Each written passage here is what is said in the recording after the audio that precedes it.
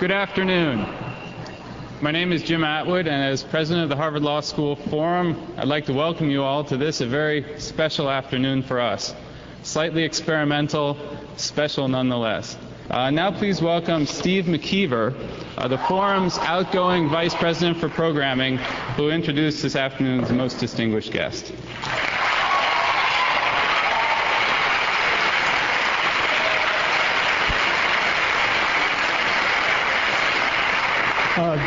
Thank you. When a word first started spreading around the forum that I was going to be doing the introduction today, there was a little bit of concern among the forum members.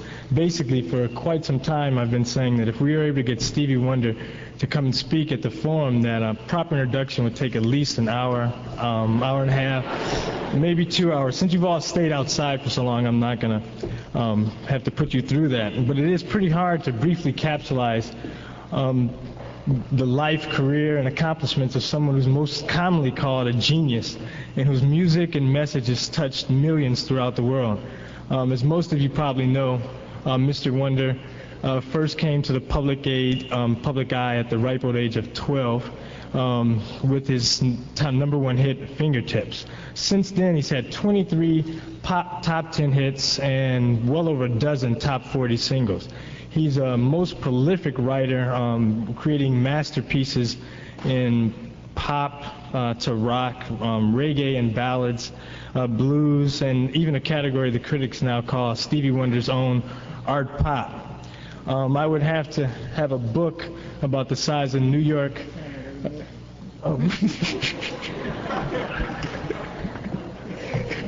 I would have to have a book about the size of New York phone directory to list all his awards, accolades, and accomplishments. Among them are like 14 Grammy Awards, including 3 Album of the Year awards for Intervisions, Fulfilling This First Finale, and Songs in the Key of Life. He's been inducted in the Songwriters Hall of Fame and been in the public eye with this extraordinary talent for about 23 years. But as well as being in the public eye for 23 years, he's also had a firm grasp on the public's ear. And with this grasp, he's been able to use this unique position to try to elevate our level of political and social awareness. For example, he's going to go down in history now as a major catalyst behind the drive to make Martin Luther King's birthday a national holiday.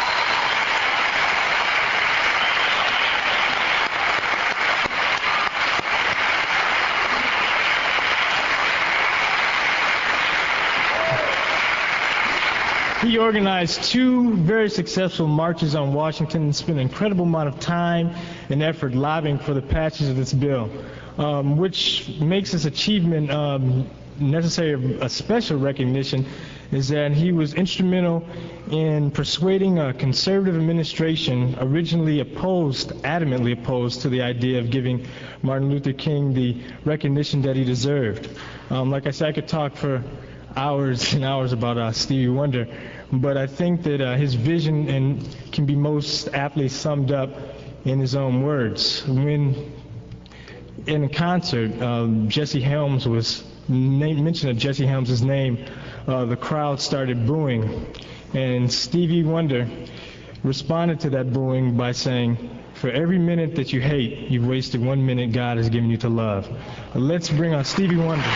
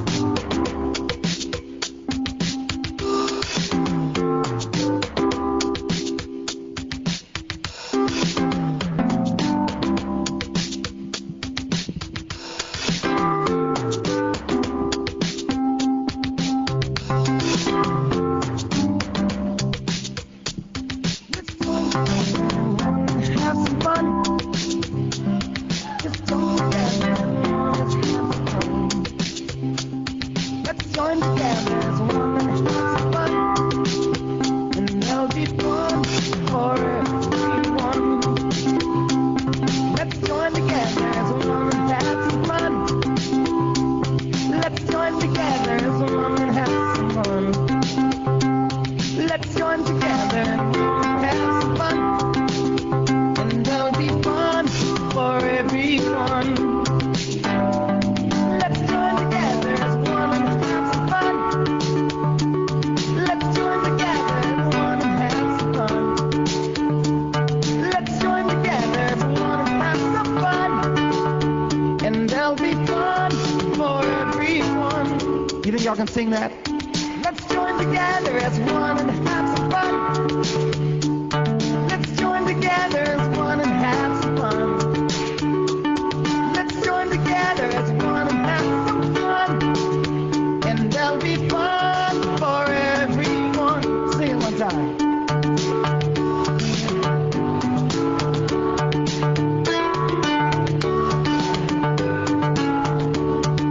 You messed it up. Let's join together. Okay, I'll do it one more time. Well, first of all, clap your hands. Well, before you clap your hands, listen to the words. Make sure you do something. Well, do you like the groove? Do you like the whole groove? Do you like it? Let's join together as one and have some fun. Let's join together as one and have some fun. Let's join together as one and have some fun. And there'll be fun for everyone. Sing it. All right.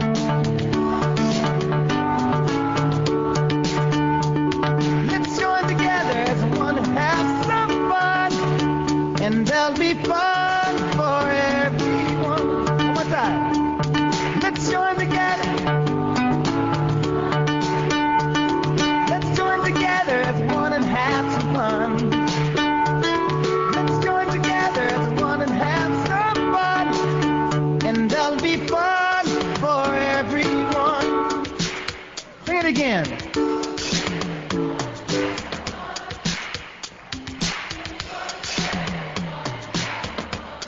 Say it again now.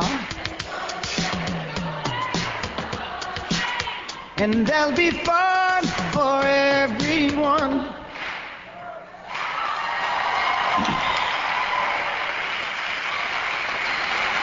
Now,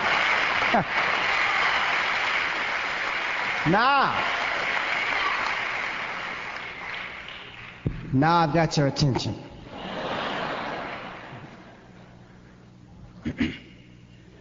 The truth of the matter is, whether it be music or law, creating a new discovery in medicine, or studying for an exam, the ultimate test, the real bottom line, is getting the attention. You must get the attention of those you want to be interested. No matter how long you study or how hard, the way to reach the benefits is to get the attention of the professor who has hundreds of exams, the recruiter who has hundreds of applicants, the court that has hundreds of briefs, or the public you want to buy your album.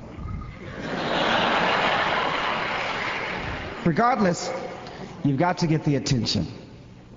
Then hopefully you'll get others' attention by word of mouth, media, etc. Then you're on your way. However, living in a competitive but also democratic society, there will be others who feel that they have something to say, do, create, sing, or whatever. They too want attention, and they have the right to pursue it, whether they agree or disagree with you. So now, we're in a society in pursuit of the attention, in competition with forces competing with you and against you. Not only for individual attention, but attention of the majority. Bad? No, not bad. Good. We've witnessed some incredible discoveries as a result of this process. We've produced great people in many positions. They've gotten our attention. Now that's not all. After you get our attention, then you've got to follow through. Nothing is more disappointing than those great people who have gotten the attention but have not used their ability to go to a better place. And you've heard of those one-hit artists. They'll have the hottest song of the summer, but then you never hear from them again. It happens in every profession, but I won't name names. I would never take advantage of my position by becoming opinionated in such sensitive a subject. But you know of the personalities I speak of. But the best example really is romance, something that we can all relate to. Check this out. So you meet this person. Boy, are they fine, kind, sensitive, loving, woody, charming, intelligent. They've got everything going for them. But then the next time you meet them, it's just not the same. They're not so charming this time. Their wit has become sarcasm. Well, they had your attention. But they did not take it to a better place. So how many times...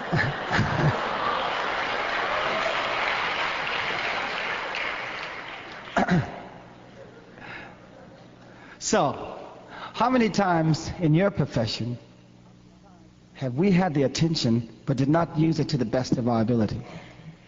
Come on. We're family today. Let's talk. Often I speak of artists in the media as being in the same family. And we are. But you people in the law, you're part of the family too. We're all communicators, communicating to or for someone in the language that is special to us, that will hopefully put the people in a better place. But you know, some of us have abused these opportunities. We've had the attention and the ability and the authority, the music authority for me, the legal authority for you, and some have not opened the door that will make it easier for all of us. We haven't opened the door because we're afraid that the next person that might take our attention or position. We all know we're only as significant as our age allows us, as our peers relate to us, as we transcend generations. But time is the ultimate equalizer. So in our competitive fear, we let the everyday people find out the best way they can, or we let them settle for second best or nothing at all because we're too great or too scared to share the attention. In my career, I've learned the giving of your services freely gives you a great return on your investment. Not just financially, but morally, it supplements my personal integrity. It helps me measure myself, how I was and where I am, and how I handle the same situation as I would when I didn't have the attention. Like sharing tickets to my concert. I feel good that I can give tickets to a family of 5 children when their grocery cart will be the same as those 5 tickets. I want to always feel the need to share that, and hopefully the young person will have the incentive to dream. To dream to be a musician, a lawyer, or a doctor. As a lawyer, you'll need to share your knowledge with those who never have the economic opportunity to hire a Harvard lawyer, or any lawyer.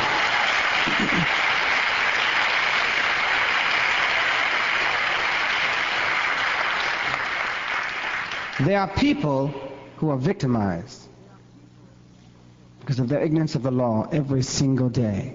They become homeless, jobless, helpless, and sometimes incarcerated. You will need to give your services so that you can stay in touch with those who keep you going. Without people, there are no laws. No laws, no lawyers. That's why you have to stay connected to complete the circle. As a doctor, there are poor people who are sick. In the United States, people die from lack of medical care. Medical care that is so easy for you, but so inaccessible for many. Don't you know that machines don't get sick, and people are your greatest commodity? Stay connected and complete the circle. Get back to the basics, because so many people only see us in a medium that is almost intangible. Television. It's so removed, it's so hard to create enough tangible energy for people to believe that they can do it themselves. We are removed from each other. The more successful we become, the more difficult it is to relate one-on-one. And that is our greatest, strongest communication. And yet people are our greatest asset. We reap the benefits of our success from individuals supporting us. We live off of their energy, survive off what they give us. We must never forget that. Therefore, we must complete the circle. We must sing songs that tell of what is happening. We must sing of how to change things. If it is law, use your experiences for a better understanding of what is right. Use your attention to change the law for a better place. Complete the circle. Speak out against the wrong. Remember, without the opportunity, the attention, and the use of your ability, God created us all equal, and we must learn to relate to each other.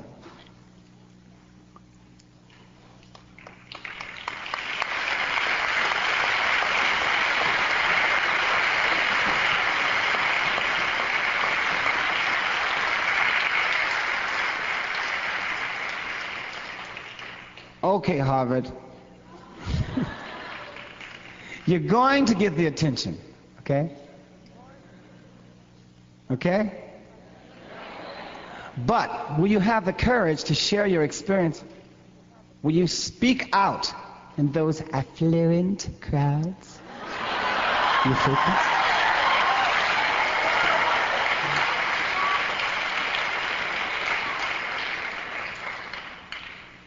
You like that, huh? Will you share the attention to make this a better place? If you do, then success won't be such a mystery. And children can have dreams just like you. And we'll learn to share because we won't be afraid of competition, and the world will be closer.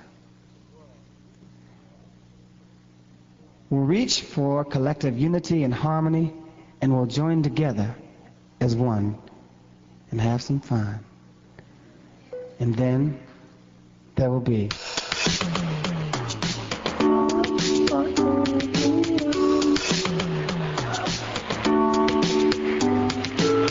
so let's join together as one and have some fun. Let's join together as one and have some fun. Let's join together as one and have some fun. And there'll be fun for everyone. Can you sing it?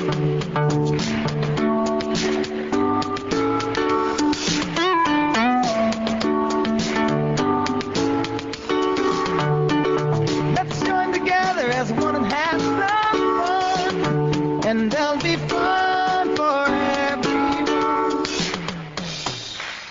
Okay.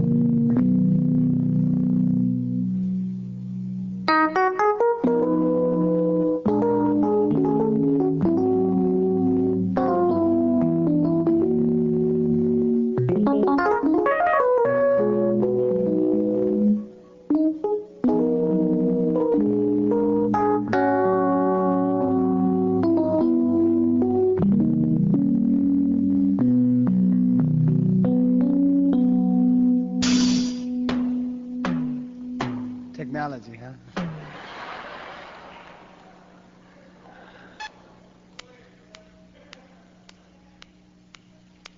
Well, I'm glad I can play drums.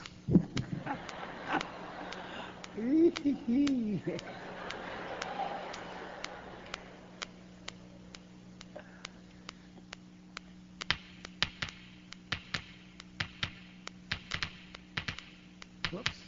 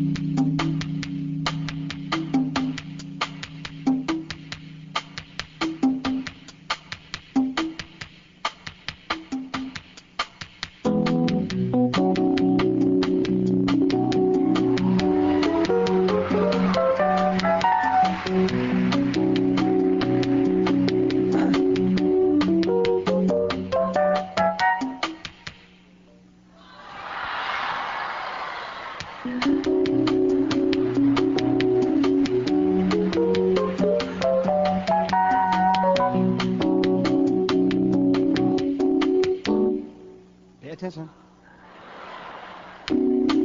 I just got through performing this last, well, Thursday, Friday, Saturday, and Sunday in Detroit at the Sonic Temple, and I broke my throat. You don't say throat, now say throat. But I want to share a couple things with you all right quick. I want to see if y'all still paying attention.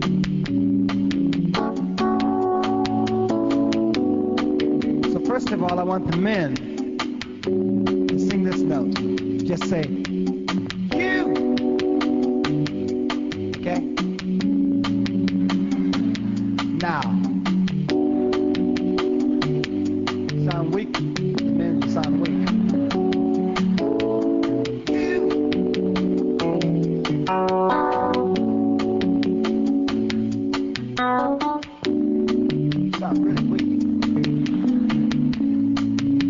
Don't think it's so cool that you can't say, you!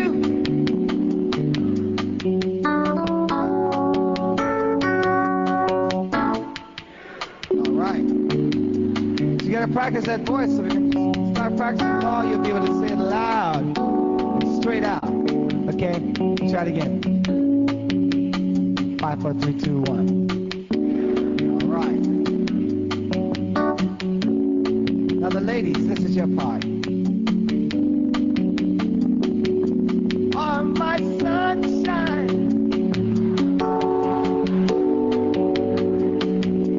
Oh, my sunshine.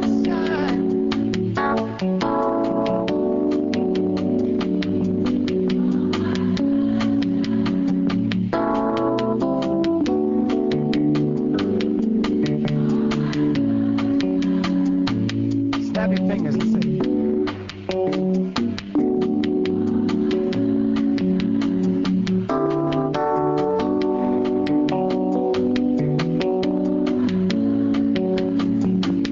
Now let's sing with them.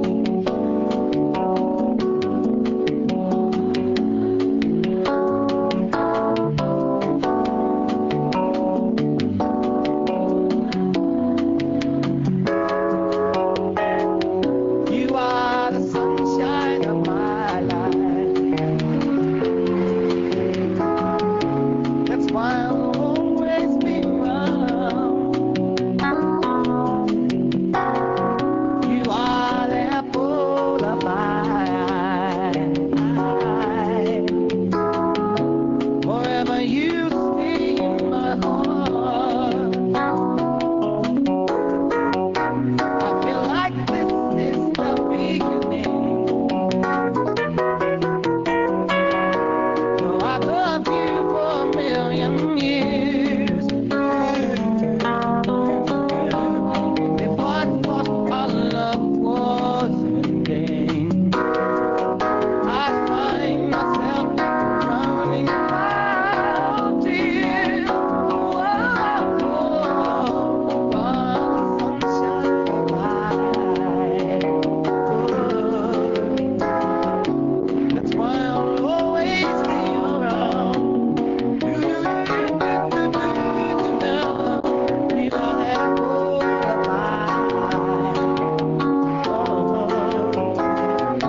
Forever you stay. Sing it.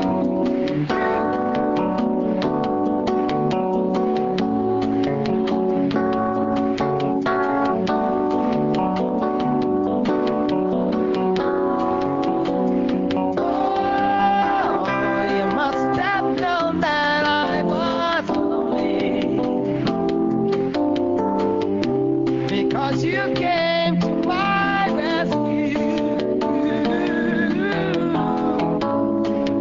And I know that this must be heaven. How could so much love be inside you? Oh, you are the sunshine of my life. Oh, that's why I'll always stay around. Ooh, you are the apple of my eye. Forever you will stay. Forever you will stay. Forever you will stay in my heart, because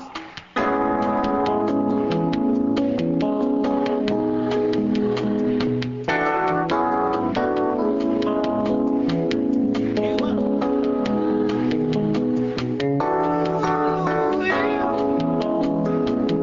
You are the sunshine. You're the sunshine of my life.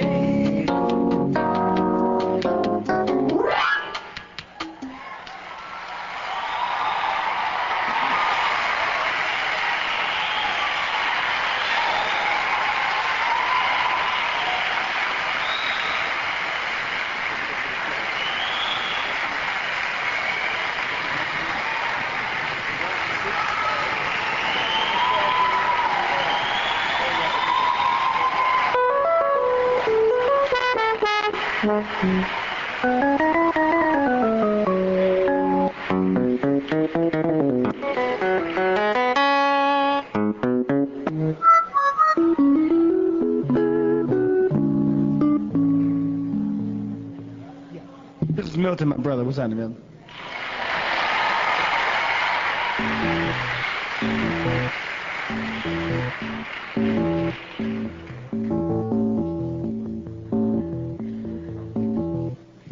Milton graduated from Northridge University in California.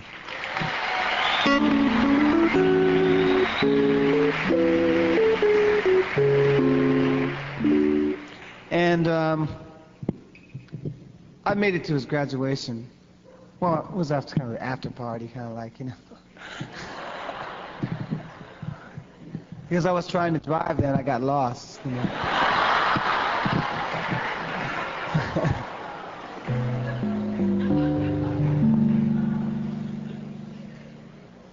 I'd like to do one other song, and my reason for doing this here today is because I feel that, number one, and most importantly, you can relate to the song, because you will have those moments, and you have had those moments, and hopefully this moment will be one of those moments too, that when you look back upon this moment, you will get sick. No. No, you will.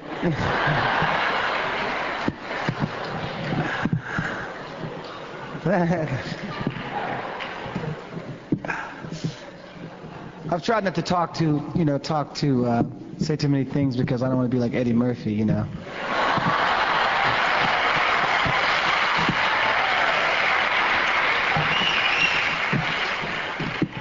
Imagine Eddie Murphy's singing, huh? He wants to be a singer. Well, we got something for him, buddy.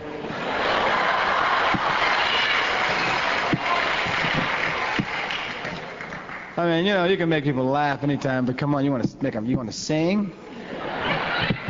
We got something for you, Eddie.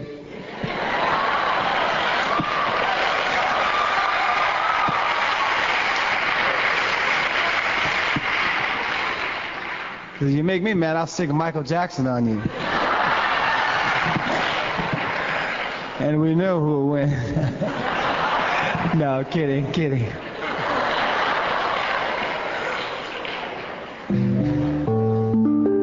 But this song, hopefully, when you hear it or when you think about it, it will also make you light up the candles in your heart for this moment. The song is entitled Lighting Up the Candles, and the first time I did this song was for Marvin.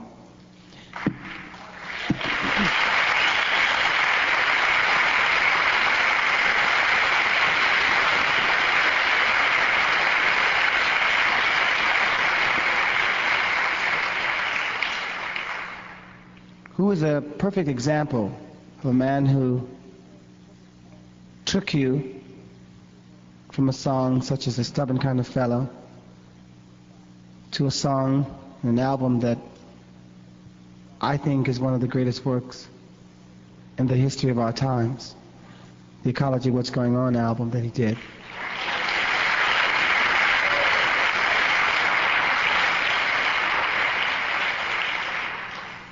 Because not only did it relate to what was happening back then, in the early 70s, but it's something that we're experiencing now and will be going on, unfortunately, for a long time. But you here, and myself, and others, as I spoke of earlier, as being communicators, we can change that by what we do, by how we interact with the people, and how we communicate our song of law, our song of medicine, our song of inventions. We're creating a better, not just America, but a better world.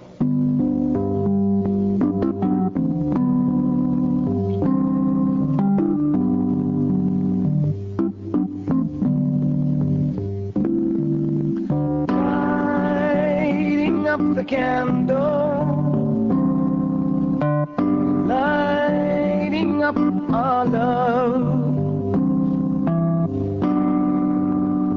lighting up the candle, lighting up our love. We're lighting up the candle, lighting up our love. Lighting up the candles to a used to be tender memories in moments of love.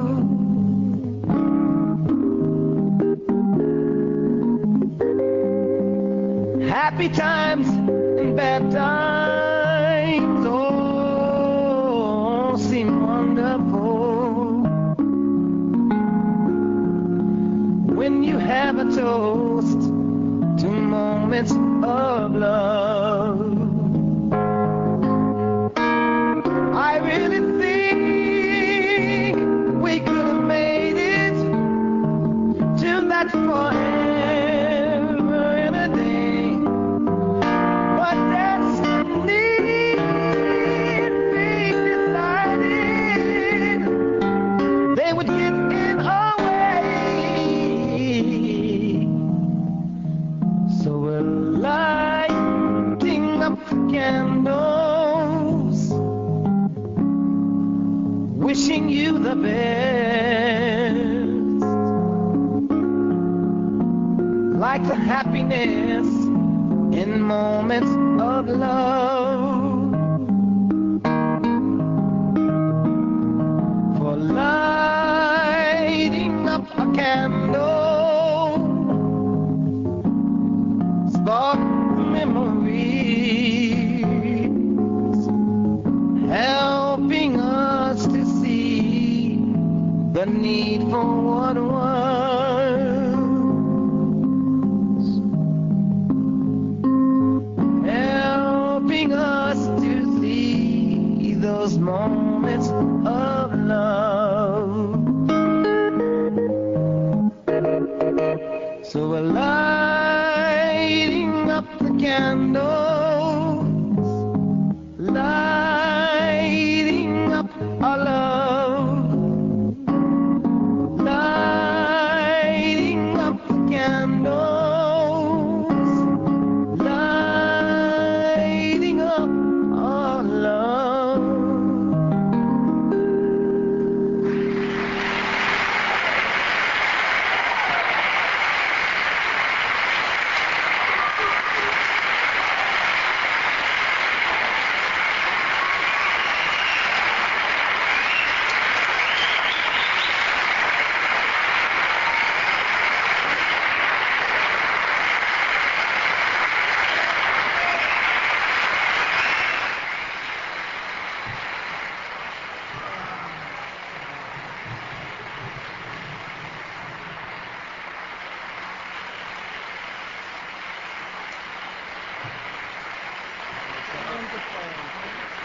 Okay.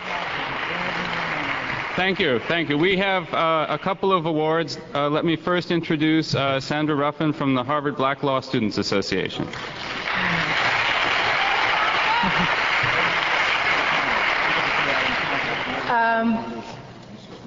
Wow. I'm standing here next to Stevie Wonder. All right?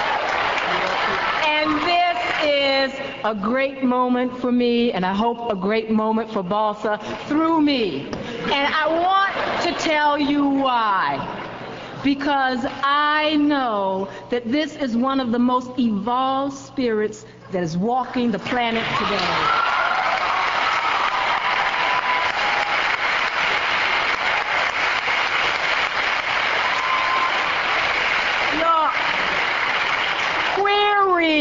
Harvard Law School. How do I know that? What real evidence do I have? Well, let me say this.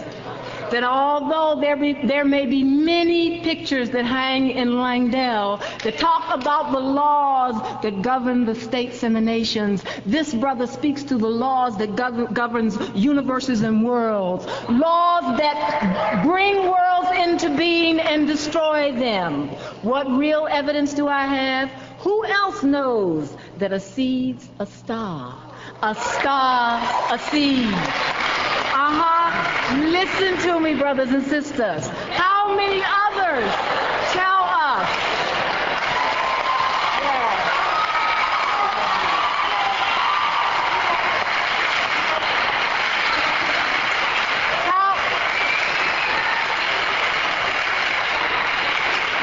How many others sing to us and tell us to try Jah love? And do you know what Jah love is? Jah love is one love. That there is the possibility that we can come together as one people, evolve ourselves out of love into love, recreating, regenerating, loving, and growing, evolving. Now, I have a special thing that Stevie has done for Harvard black law students. And I'm going to share it with you. Check it out. Nikulela ikusasa, niyakula notando, niyakula neilinyi langa utando luyobusa, jikelele kulamkshaba way too. You understand me? Stevie, on behalf of the Harvard Black Law students, we present this award to Stephen Morris for your unyielding commitment to the cultural and political development of the world community. Amandla. Amandla is the Zulu word that means power to the people, brothers and sisters. Power to the people, power to love and unity in the world today. Thank you, Stevie.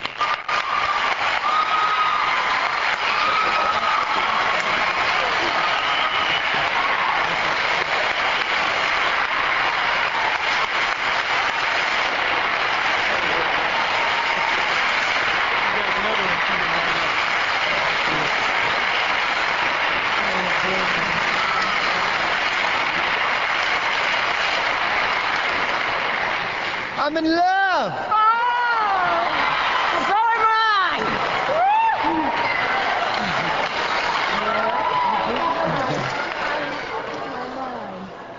I am. Alive.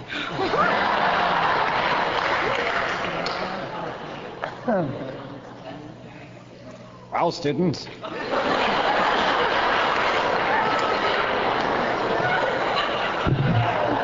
And the funny thing about it, I never knew I was black.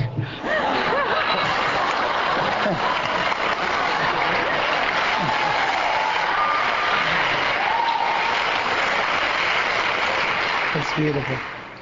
Am I supposed to say something? Because I don't know what to say. You got another one coming up, so you... Okay. We do have one more here. Please welcome Professor Alan Counter, Director of the Harvard Foundation.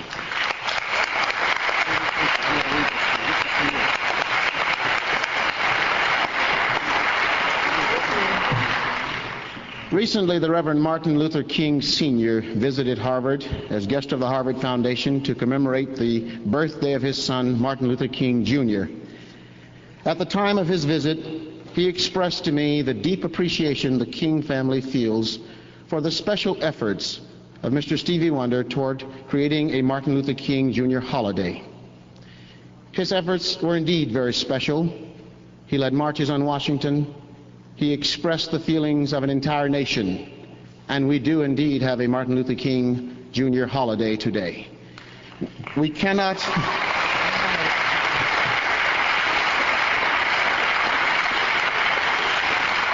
We cannot minimize the contributions of Mr. Stevie Wonder. I would also like to add that several years ago in the People's Republic of China, the most asked about American as I traveled through the back country and everywhere was Mr. Stevie Wonder. His music does indeed transcend cultures. The young people, the older people wanted to know about him.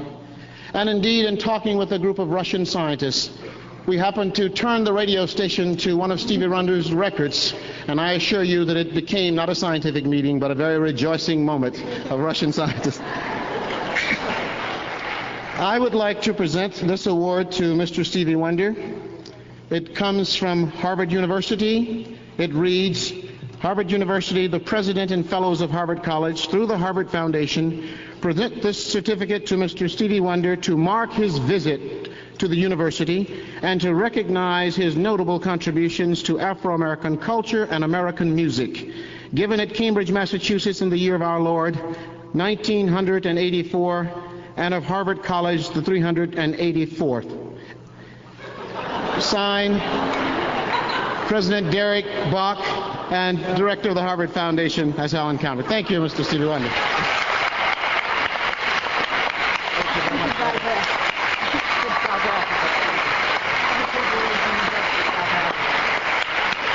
Well, these are representing the corporation. This is from the foundation, which is mainly from third-level students. So, and the president signed it for me. So it comes to the Harvard Foundation third-level students. This is great. This is freaking great.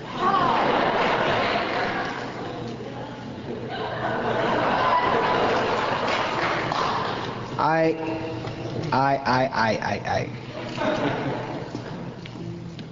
don't have any more really to say except for, I guess, 2 words.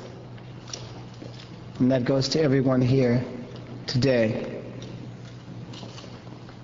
Please. Thank you.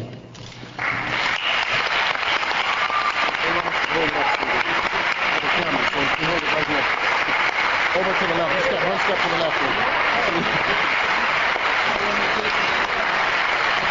Okay, there's another one. Yes, there's another one. Oh no, he's just gonna let you hold it. There you go. Yeah.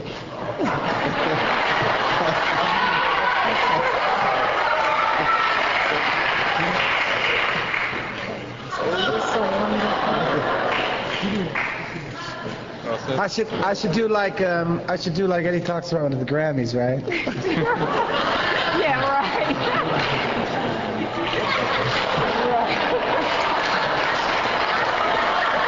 Something else, honestly. Well, I hope. You know. I don't know. This is good. If I should get another Grammy, I'm gonna go up and just say thank you.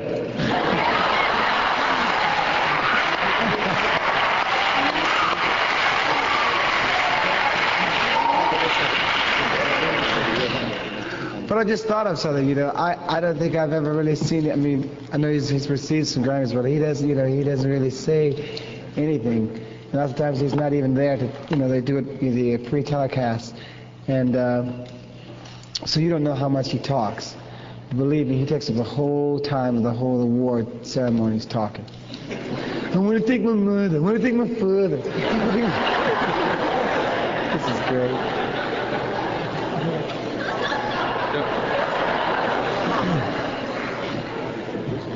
Why don't we shall we start with Q&A now? Okay. Okay, I think we're about ready to start the question and answer period now, after a brief interlude. As I mentioned before, we have 2 microphones on the floor. There'll be 2 forum members at each microphone, and we'll take an alternate order. We shall start at the right side here. Please make your questions very brief. We only have a few more minutes left. Hello, Stevie. What's that? Hi, Stevie. I'm Wendell Wright. I heard that a lot of people talk about all your contributions and everything like that, but there was one thing that was left out, and that was that I feel that I'm a student here at Harvard Law School. I am here partially because of the inspiration that I drew from your music throughout the years. And I just want to tell you that because I think that there are a lot of people in this audience here that are here specifically because of you and your contributions and everything like that. And I just want to bring that out. I was born and raised in Harlem. I saw you at the Apollo Theater when I was really young. It just stuck with me so much that I just felt a charge, I guess, that I just have yet to work off. I just want to tell you that. And my only regret is that I'm so close and I yet don't have the opportunity to shake your hand and to actually thank you personally.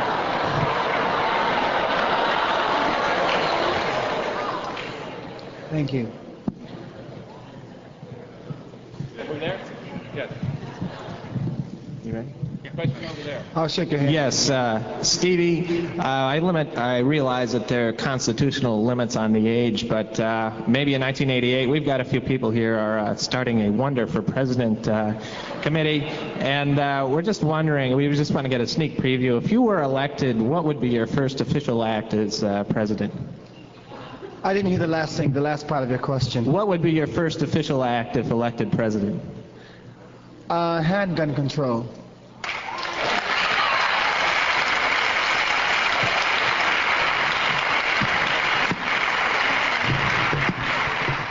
I know that's a very hot subject, but I think, unfortunately, for us to live in a time and space, a society where we feel that we have to have a gun to defend ourselves from others that have guns, there's got to be something done about that. It really is frightening. And this is not just based on the recent death of Marvin Gaye, but there have been many people, many family members that we know nothing about that get into disputes, and because of it being so easy to get to, in that moment of anger, it's used, regretfully. There are many things that, first of all, I don't want to be a president, but if so, I mean, there are many things that are equally as important as we all know.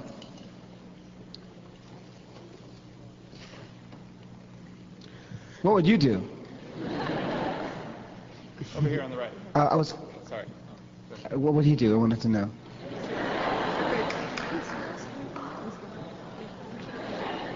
He's gone. Just once, can we figure out what we keep doing wrong? While the good times never last for very long, where are we going wrong?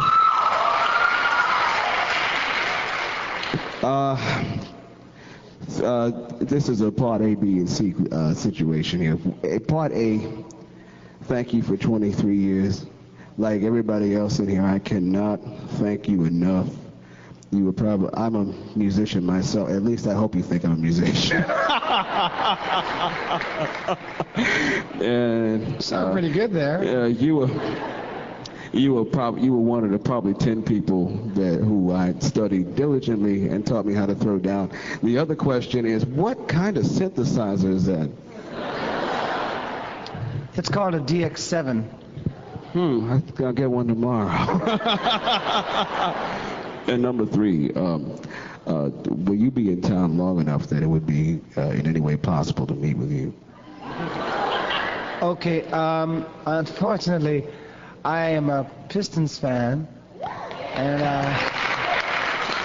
I mean, nothing against the Celtics, nothing against Boston. It's cool. But well, it's all right. I was raised up in Detroit. Yeah, well, I was born in New York, and I'm kind of rooting for the Knicks. And you missed a hell of a finish Tuesday night, man. You left the you Put left your money down, brother. All right.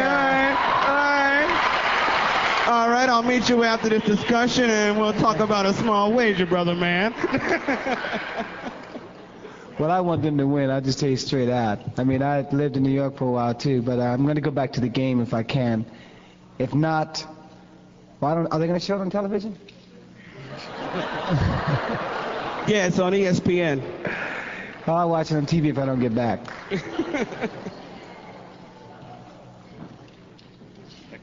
Stevie Wonder, I just wanted to tell you that I liked all your songs. Thank you. Thank you so much.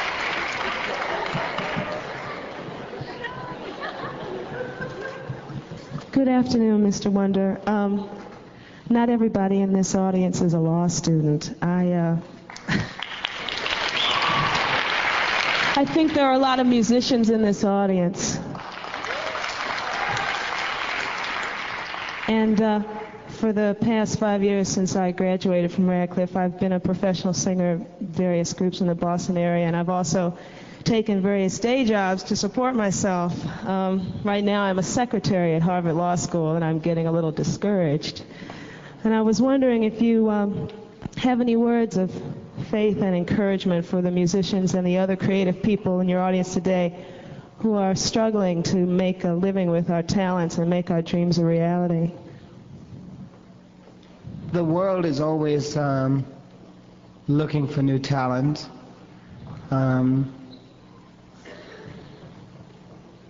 We are always inspired by someone as we come up, and it is only important and reasonable for them that are inspired to hopefully get an opportunity to express their musical ability, vocal ability. And if any of you want to get tapes to me or whatever, it's cool. I guess Steve, I guess I can see you. You can maybe direct the tapes to Teresa or whatever, and we can hook it up. Because I'm going to become president of a major... No, I actually have a label now, and the first record we put out on the label was The Crown by Gary Bird, and the label was One Direction. That's the name of the label. And the concept of the label, if I can do some promotion here. Where should I, how should I try to get in touch with you? I mean, professionally. No. Well, Steve? Yeah, I'm right here. Steve will work that out.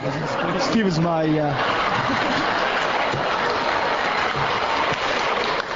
He's my personal manager, personal friend of mine.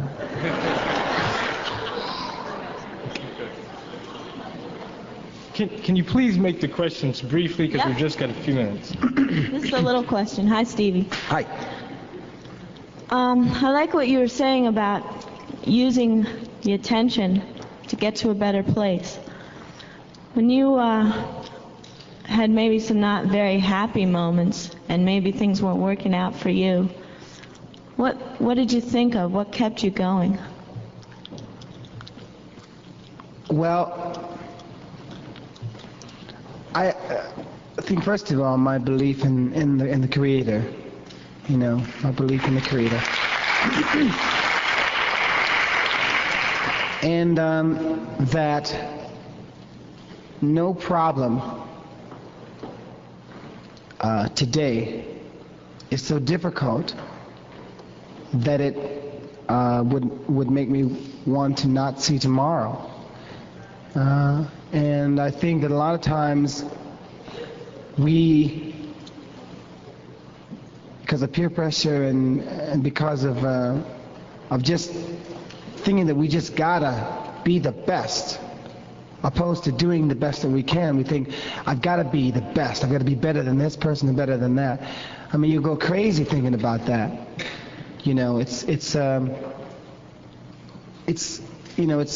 There's nothing wrong. I know in a part of my show, I talk about the time that I tell people about how I thank them for saving my job, and they laughed, and I said, well, I'll explain it to you. And I was telling them about 1963 having Fingertips and it being a very, very big record, went to #1 and the whole thing. I was a little Stevie Wonder, had all kind of little candy bars and girlfriends and all that stuff. And it was great. But by 1964, the middle of 64, Stevie Wonder Mania was like over with. It's like flop, nothing was happening. And there was a gentleman at Motown, as a matter of fact, was in charge of the A&R department, and he said that he wanted, there were certain artists that wanted it happening, and Motown wanted to kind of cut some of the people back and let some of the artists go. That one-hit artist that I was talking about earlier. And so he said to the producers to talk about, let them know the ones that they thought we should let go. And one guy jumped in and says, I know one cat particular. He's a Stevie Wonder cat, He said the guy's getting taller, his voice is changing, his way of phrasing. But the point is, it really got crucial, and it was because of my just believing that things would work out, but not really being so serious about trying to make it, but really wanting to make music, or wanting to be creative and letting it flow, that we came up with Uptight. And Uptight went to number 2. It didn't go to number 1, but it sure did save my job. Thank you. We only have time now for 2 more brief questions. Come on, give me 3 more. Come on, 3. 3 y'all. Come on. Hi, this is Sharon, and I'm Leah. I'm from Detroit. Hi, how are you? I just wanted to say hi. And Sharon wants to ask you something on behalf of both of us. Hi, Stevie. Welcome to Harvard. Thank you. How are you? We're members of a singing group on campus, the Kuumba Singers. And we're wondering if you'd accept a little present from us. It's a button, our group button. And Kuumba, if you all don't know, is Swahili. It means creativity, so I thought it would be very appropriate for you. So would you mind taking the button? I got it. Okay, and also just one brief question. The whole issue of South Africa and the apartheid regime, what's going on there, and the present boycott, I should say, by the music, or several artists in the music industry, is an issue that's very important these days, I think. And I was wondering, as a very important person in the music business, and as someone, I'm sure, who has a lot of insights into what goes on, and maybe you have some contacts with people who struggle with that issue of whether to play there or not, what do you think of the whole issue of musicians boycotting playing in South Africa? And as members of the record-buying public who also disagree with what the apartheid regime represents, how do you feel about that whole issue, and what do you suggest to us who would like to protest what's going on there as far as maybe boycotting musicians? How do you feel about that whole issue? Well, I myself personally will not perform in South Africa because of that.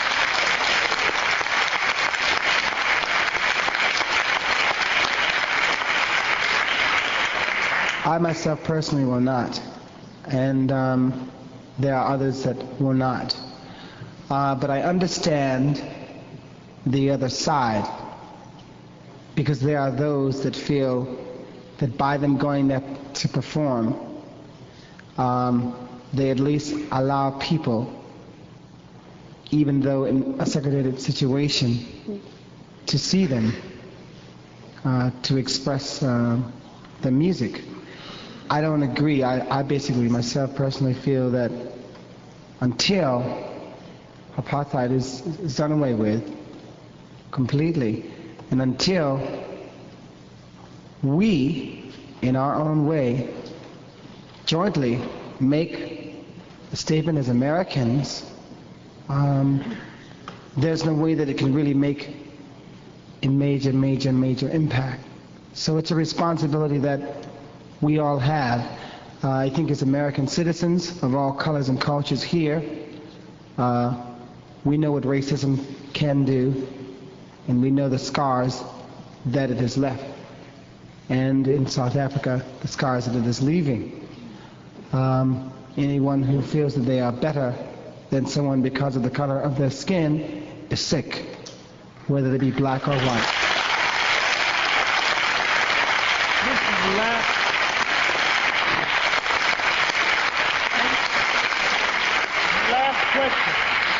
Thank you, Stevie, for being here and sharing these moments with us. Back in 1977, I was one of 3 lucky people to sit in at the Sunset Gower Studios on a private recording session you had. And at that time, I gave you a necklace, which my sister made for you. I don't know if you remember that, but it was a very special moment.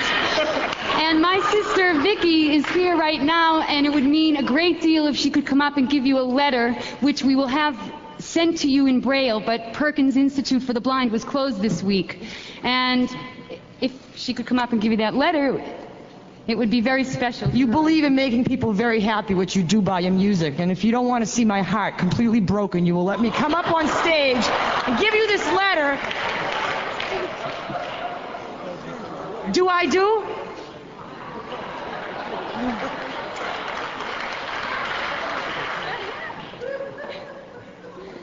So you want me to...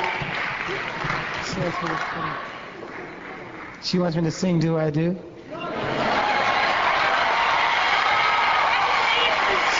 my life. I got to see you so many times at the Opera House, and I saw you, and I was ushering, but I was trying, so I couldn't see. Here's a letter for you.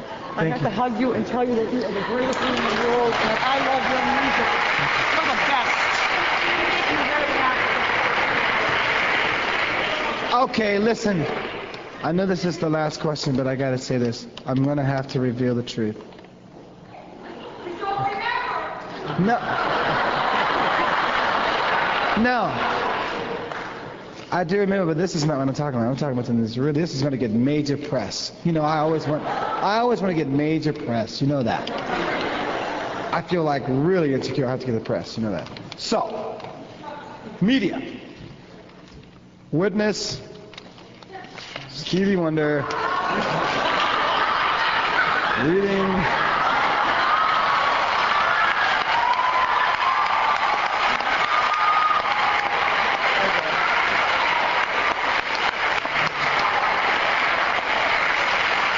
Thank you very much.